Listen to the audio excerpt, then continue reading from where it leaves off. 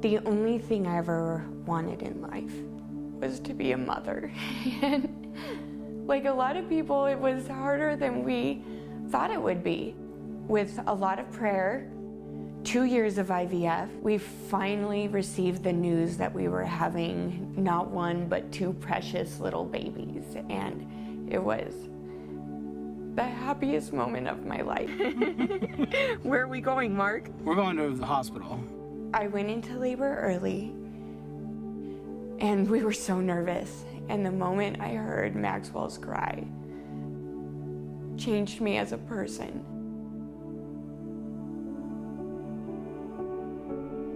The day we received Maxwell's diagnosis, I went back to work.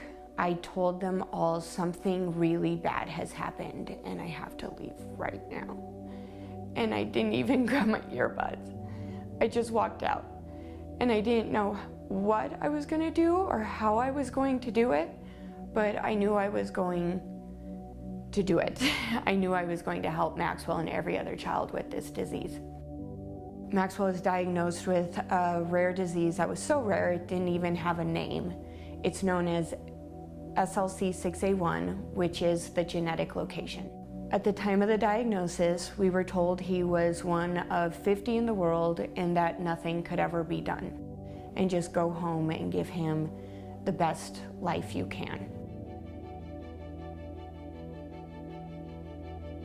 Between the ages of 3 and 4, these kids develop a debilitating form of epilepsy, and then they regress because there aren't any drugs that can treat the epilepsy well.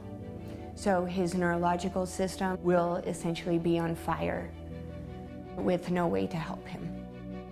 I will fight and advocate for him to the death, and if something can be done, I'm going to do it. So I just looked right back at the doctors and I said, if this were your son today, what would you do? And they said, start calling scientists. Every scientist said, have you thought about gene replacement therapy? It looks like this disease can actually not only be treated, but cured. There was one scientist in Texas that we identified as our man. He's extremely busy, nearly impossible to get his attention. So I started sending him Uber snacks and snapshots of Maxwell. I found out he was speaking at the National Institute of Health at a conference. I took a red eye and I just showed up. And there he was sitting in the front row. And I walked right up to the front row and I just sat down next to him and was trying to play it cool. And he turned to me and he said, hi, Amber. And I said, hi, Steve. Can we go out to dinner tonight? And after a 4-hour dinner, we had a plan and we were gonna cure this disease together. The cure is actually created now. We just need the money to advance the clinical trial. At a minimum, we need $1 million. We're going to come close to $500,000 within the next couple of weeks. We've raised all of that money through $20 donations on GoFundMe.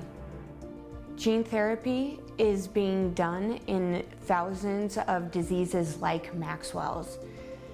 So we know it's going to work. We need to raise the money and complete the science for his particular gene. The more money we raise, the faster we can go. We can do some steps in parallel that we're doing chronologically right now. The treatment itself is extremely simplistic.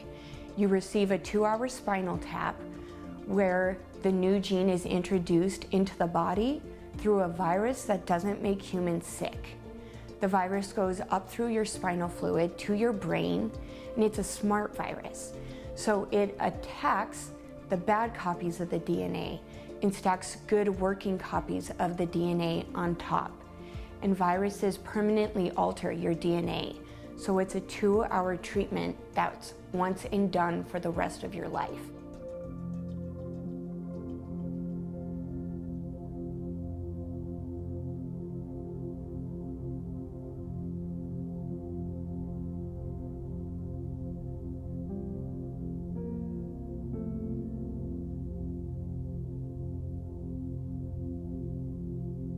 Someday, this disease will be on a newborn screening panel, so children will be diagnosed while they are still in the hospital, and parents will receive the devastating news that their child has a rare neurological disease, but they'll be treated before they leave the hospital, and they will never become symptomatic.